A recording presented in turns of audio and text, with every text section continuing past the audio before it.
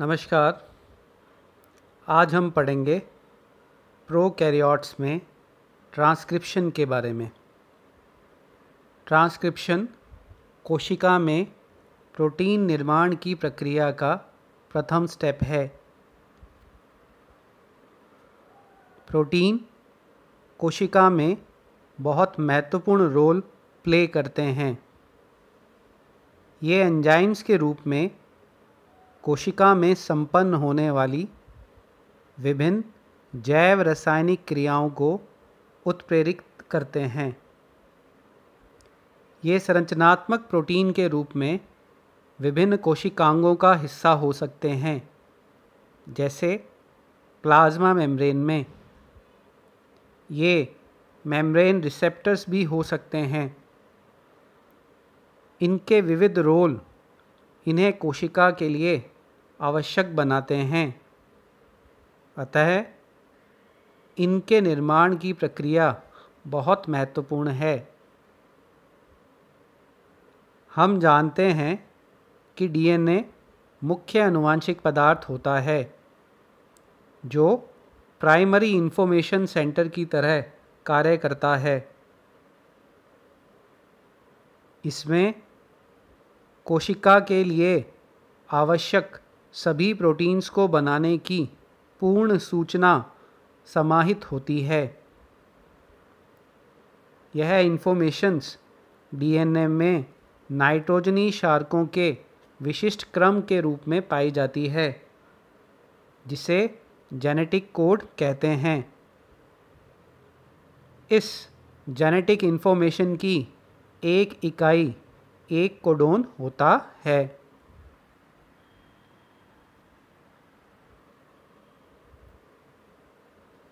DNA अपनी इस information को एमआरएनए में स्थानांतरित कर देता है। इस प्रक्रिया को ट्रांसक्रिप्शन कहते हैं। डीएनए के ही कुछ अन्य जीन्स द्वारा आरआरएनए व टीआरएनए का निर्माण भी किया जाता है। एमआरएनए इन आरएनएज व राइबोसोम की मदद से पॉलीपेप्टाइड का निर्माण करता है, जिसे ट्रांसलेशन कहते हैं। इस प्रकार सूचना का प्रवाह डीएनए से एमआरएनए में एवं एमआरएनए से प्रोटीन में होता है। इसे सेंट्रल डोग्मा कहते हैं, जो मॉलिक्यूलर बायोलॉजी की एक महत्वपूर्ण कॉन्सेप्ट है, जिसे 1958 में क्रिक ने दिया। आज हम जानते हैं कि सिर्फ डीएनए ही आरएनए का निर्माण नहीं करता, वरन एमआरएनए भी डीएनए बना सकता है। ट्रांसक्रिप्शन की इस विपरीत प्रक्रिया को रिवर्स ट्रांसक्रिप्शन कहते हैं। नीचे जो चित्र हमें दिख रहा है, हम ट्रांसक्रिप्शन, ट्रांसलेशन यानी प्रोटीन सिंथेसिस का प्रोसेस, रिवर्स ट्रांसक्रिप्शन और रेप्लिकेशन को इसमें एक साथ देख सकते हैं।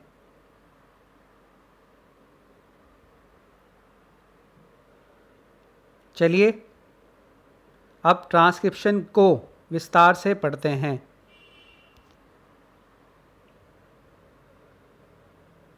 डीएनए टेम्पलेट से आरएनए के निर्माण की प्रक्रिया को ट्रांसक्रिप्शन कहते हैं।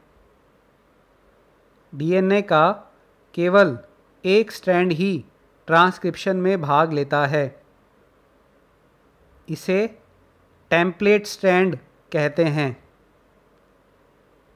इस पर स्थित जीन के बेस सीक्वेंसेस के आधार पर कॉम्प्लीमेंट्री बेस सीक्वेंस वाले आरएनए का निर्माण होता है। इस प्रकार डीएनए का जेनेटिक मैसेज आरएनए में आ जाता है।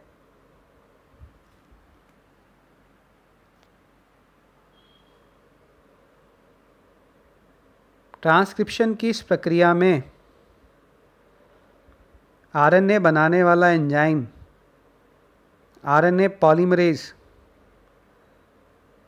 डीएनए टेम्पलेट स्ट्रैंड, आरएनए के प्रिकर्सर्स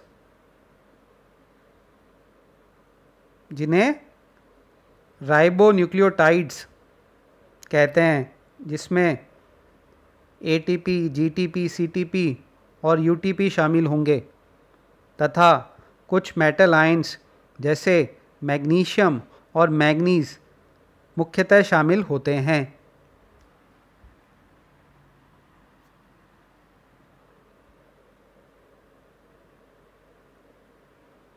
अब पढ़ते हैं ट्रांसक्रिप्शन यूनिट के बारे में।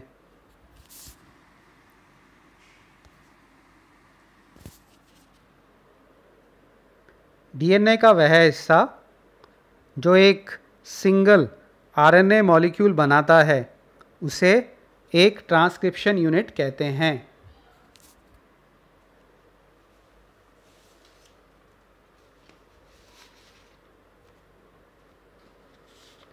एक ट्रांसक्रिप्शन यूनिट में 4 भाग होते हैं।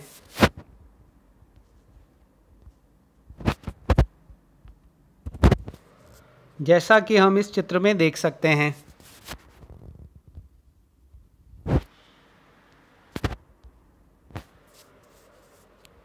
एक प्रमोटर जो ट्रांसक्रिप्शन यूनिट के प्रारंभ में होता है।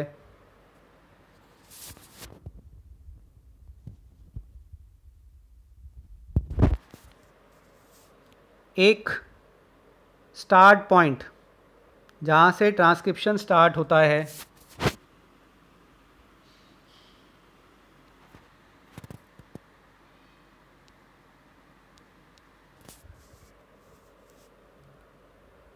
एक कोडिंग रीजन जो ट्रांसक्राइब होगा।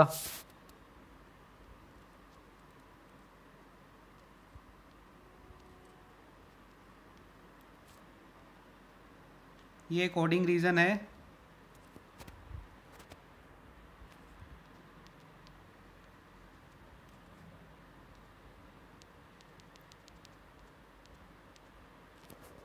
और अंत में उपस्थित एक टर्मिनेटर सीक्वेंस जहां ट्रांसक्रिप्शन बंद होगा।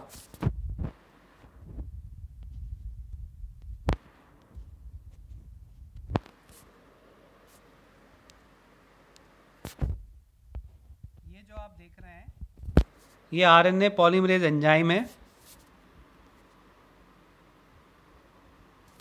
ये लाइन डीएनए को दिखा रही है, इसके एक ट्रांसक्रिप्शन यूनिट को।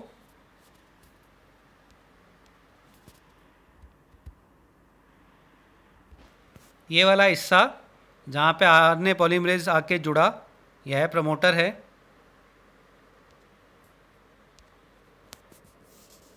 इस प्रकार एक ट्रांसक्रिप्शन यूनिट के डिफरेंट पार्ट हो सकते हैं।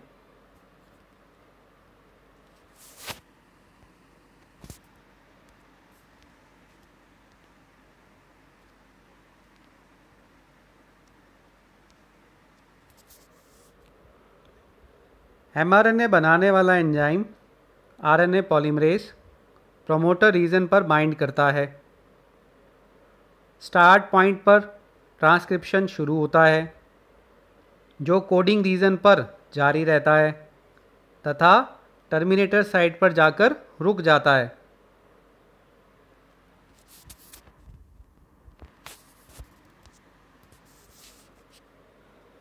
इस चित्र से हमें पता चलता है कि ट्रांसक्रिप्शन लेफ़्ट टू राइट बढ़ता है।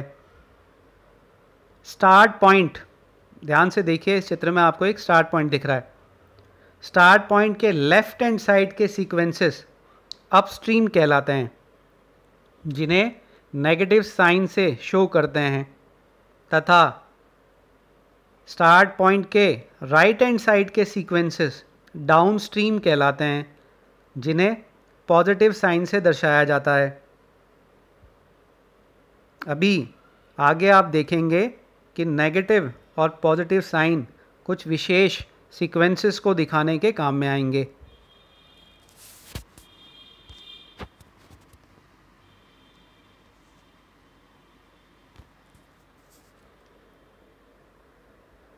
ई कोलाई के प्रमोटर पर 4 कंसेंसस सीक्वेंसेस मिलते हैं।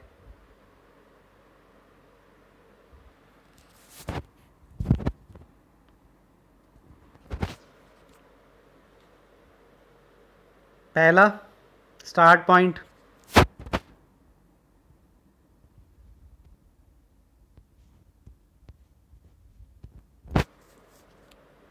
दूसरा स्टार्ट पॉइंट के अपस्ट्रीम में -10 सीक्वेंस TATAAT,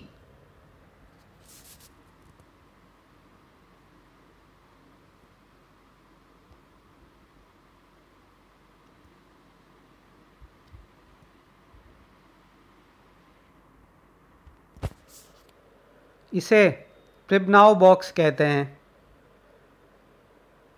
जो डीएनए व आरएनए पॉलीमरेज के क्लोज्ड बाइनरी कॉम्प्लेक्स को ओपन बाइनरी कॉम्प्लेक्स में बदलने के लिए रिस्पॉन्सिबल होता है। अब ये क्लोज्ड बाइनरी कॉम्प्लेक्स और ओपन बाइनरी कॉम्प्लेक्स क्या होता है? क्लोज्ड बाइनरी कॉम्प्लेक्स का अर्थ है कि RNA polymerase enzyme promoter region पर डीएनए के संपर्क में तो आ गया है, पर अभी भी डीएनए डबल स्ट्रैंडेड ही है, जबकि ओपन बाइनरी कॉम्प्लेक्स में डीएनए के दोनों स्ट्रैंड्स अलग अलग होकर सिंगल स्ट्रैंडेड बन जाते हैं। अर्थात यह एक अनवाइंडिंग डोमेन है जहां double stranded DNA single stranded में बदलता है। अब इनमें से एक single stranded strand template strand पर आरएनए का निर्माण प्रारंभ होगा। -35 सीक्वेंस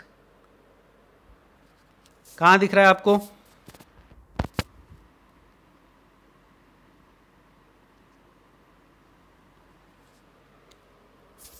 TTGACA,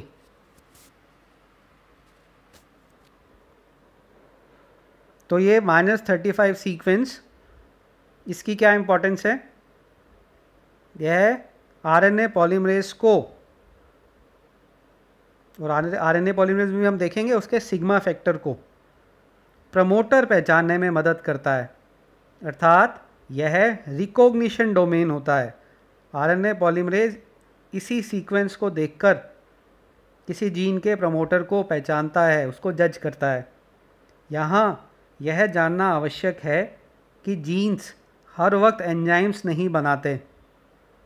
जब एक विशिष्ट जीन के एंजाइम की कोशिका को ज़रूरत होती है तो वह जीन स्विच ऑन होती है, यानी कार्य करती है।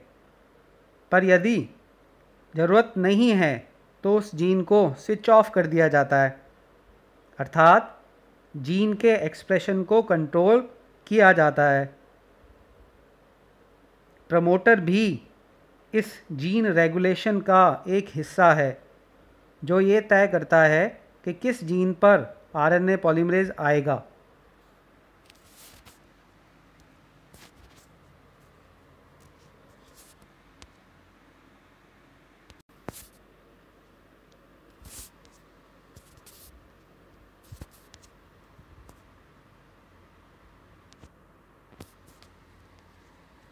चलिए अब पढ़ते हैं एमआरएनए बनाने वाले एंजाइम के बारे में, आरएनए पॉलीमरेज के बारे में।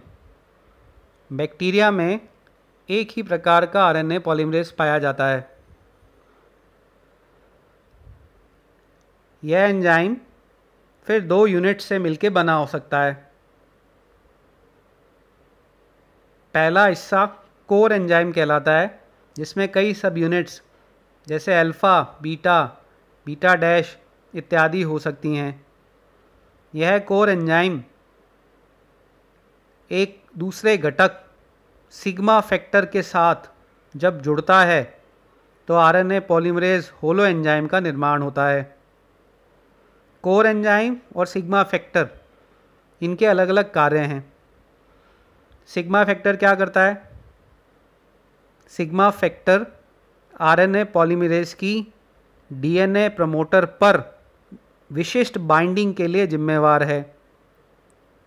यानी सिग्मा फैक्टर ही ये तय करता है कि आरएनए पॉलीमरेज एंजाइम एक विशिष्ट जीन के प्रमोटर पर जाके जुड़े।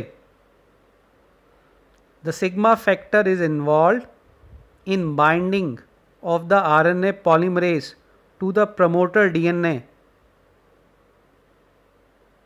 The core enzyme binds indiscriminately to any DNA segment irrespective of its sequence called loose binding। ये लाइन क्या बता रही है कि जो दूसरा हिस्सा था कोर एंजाइम, वो किसी भी डीएनए के सेगमेंट पे जाके जुड़ जाता है। वो इस चीज़ का ध्यान नहीं रखता कि उसको एक विशिष्ट जगह पे ही जुड़ना है, एक विशेष सीक्वेंस पे ही जाके जुड़ना है। तो किसी भी जगह जाके जुड़ता है, इसको लूज बाइंडिंग कहते हैं। इस लूज बाइंडिंग से क्लोज्ड बाइनरी कॉम्प्लेक्स बनता है। हमने पहले देखा था क्लोज्ड बाइनरी कॉम्प्लेक्स क्या होता है, जिसमें डीएनए डबल स्टैंडर्ड ही रहता है। आरएनए पॉलीमरेज जुड़ गया लेकिन डीएनए डबल स्टैंडर्ड ही रहा। लेकिन जब कोर एंजाइम के साथ सिग्मा फैक्टर जुड़ता है तो अब ये होलो एंजाइम ऐसा नहीं होता कि किसी भी जगह जाके जुड़ जाएगा। अब ये एक विशिष्ट जगह पे, विशिष्ट प्रमोटर पे जाके ही जुड़ेगा। The association of sigma with the core enzyme drastically reduces its ability for loose binding. और जब सिग्मा के साथ ये जाके जुड़ेगा तो ये अब ये लूज बाइंडिंग नहीं करेगा जहाँ डीएनए डबल स्टैंडर्ड ही है, अब ये टाइट बाइंडिंग करेगा। Holo enzyme forms a tight binding complex with DNA. और टाइट बाइंडिंग कॉम्प्लेक्स कौन सा होगा? जहाँ ओपन बाइनरी कॉम्प्लेक्स बनेगा, यानी जहाँ डीएनए डबल स्टैंडर्ड नहीं होगा, उसके दोनों स्ट्रैंड्स जो हैं वो अलग अलग हो जाएंगे, सिंगल स्टैंडर्ड हो जाएंगे।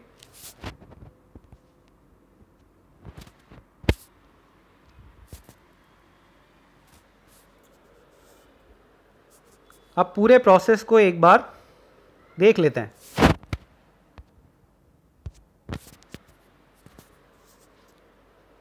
इस डायग्राम को देखिए।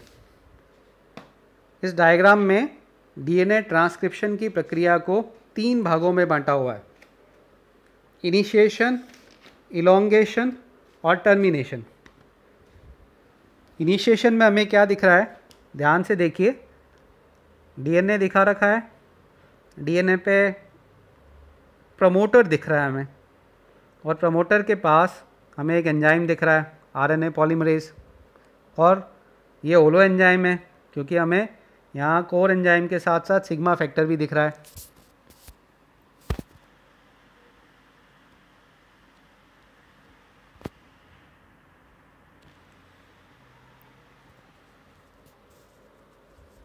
तो इनिशिएशन में क्या होता है? इनिशिएशन में RNA polymerase enzyme promoter site पर जाकर डीएनए में जुड़ता है और इस प्रमोटर को पहचानने का काम सिग्मा फैक्टर करता है। सिग्मा फैक्टर ही इस आरएनए पॉलीमरेज को एक विशिष्ट जीन के प्रमोटर पे लेके जाता है। इस प्रमोटर पर ही एक स्टार्टिंग पॉइंट होता है जहाँ ट्रांसक्रिप्शन स्टार्ट होता है।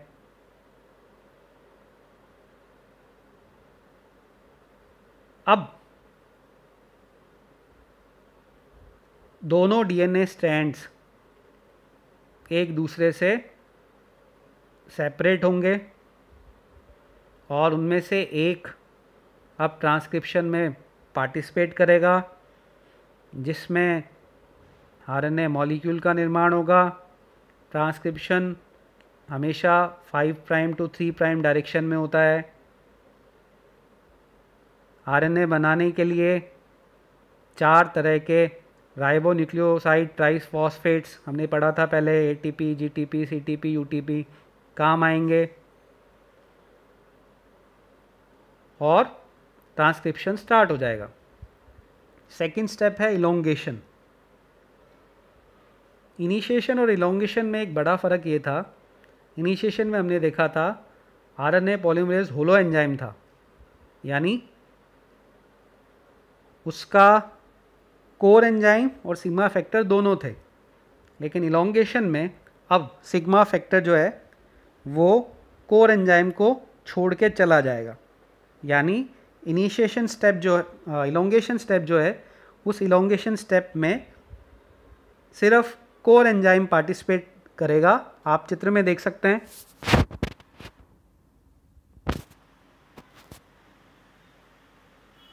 ये जो पूरा एरिया है, इस पूरे एरिया में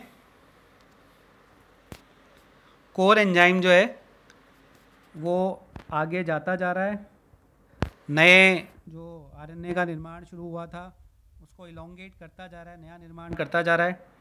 और सिग्मा इस कोर एंजाइम को छोड़ के चला गया इलोंगेशन में, यानी सिग्मा फैक्टर इनिशिएशन में अपना रोल प्ले करके एक विशिष्ट प्रमोटर जो विशिष्ट जीन का है वहाँ पे पहुँचा के चला गया। लास्ट स्टेप होता है ट्रांसक्रिप्शन का टर्मिनेशन, जहाँ पे आरएनए पॉलीमरेज एंजाइम एक विशिष्ट जगह टर्मिनेटर साइट पे पहुँचेगा और फिर इस डीएनए टेम्पलेट से अलग हो जाएगा, यानी यहाँ पे अब ट्रांसक्रिप्शन होना बंद हो जाएगा, आरएनए का निर्माण बंद हो जाएगा। अब ये जो टर्मिनेशन है, ट्रांसक्रिप्शन टर्मिनेशन, ये कैसे होता है, क्या कारण है कि आरएनए पॉलीमरेज एंजाइम इस डीएनए स्ट्रैंड को छोड़ के चला जाता है? इसके लिए दो तरह के मैकेनिज़म्स हैं।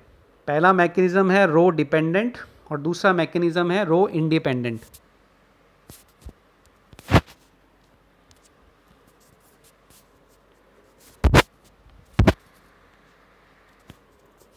रो डिपेंडेंट मैकेनिज़्म में एक प्रोटीन जिसे रो प्रोटीन कहते हैं वो शामिल होता है।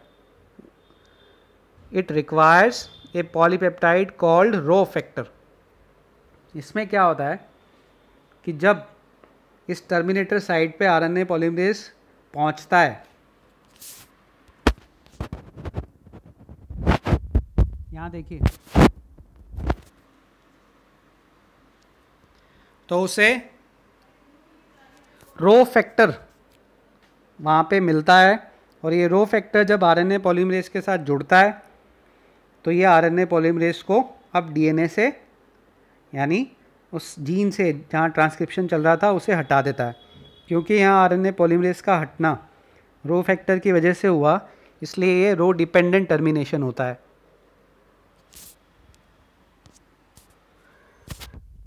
लेकिन ये एकमात्र तरीका नहीं है टर्मिनेशन का, रो इंडिपेंडेंट टर्मिनेशन भी मिलता है प्रोकैरियोट्स में। इसमें कोई प्रोटीन, रो प्रोटीन शामिल नहीं होता टर्मिनेशन में, बल्कि जो टर्मिनेशन साइट है वहाँ के जो बेस सीक्वेंसेस हैं वो एक विशिष्ट हेयरपिन जैसी संरचना बनाते हैं। Base sequence just prior to the site of termination forms a typical hairpin structure। इस हेयरपिन स्ट्रक्चर को देखकर आरएनए पॉलीमरेज रिकॉग्नाइज कर इस स्ट्रक्चर को आरएनए पॉलीमरेज पॉज करता है और इसके बाद बहुत सारे जो यू रेजिड्यूज, यूरासिल रेजिड्यूज होते हैं, उसके क्रम के बाद, मतलब उस क्रम को नोटिस कर आरएनए पॉलीमरेज जो है वो डिसोसिएट कर जाता है। इस प्रकार टर्मिनेशन रो डिपेंडेंट या रो इंडिपेंडेंट हो सकता है। तो हमने आज ट्रांसक्रिप्शन के प्रोसेस को पढ़ा। हमने देखा कि ट्रांसक्रिप्शन में प्रोटीन्स बनने का जो फर्स्ट स्टेप है वो फुलफ़िल होता है। प्रोटीन्स क्यों ज़रूरी हैं, सेंट्रल डॉग्मा क्या है, प्रमोटर्स क्या होते हैं, आरएनए पॉलीमरेज की क्या स्ट्रक्चर होती है, और 3 स्टेप्स, इनिशिएशन, इलोंगेशन और टर्मिनेशन, इन सब को हमने पढ़ा।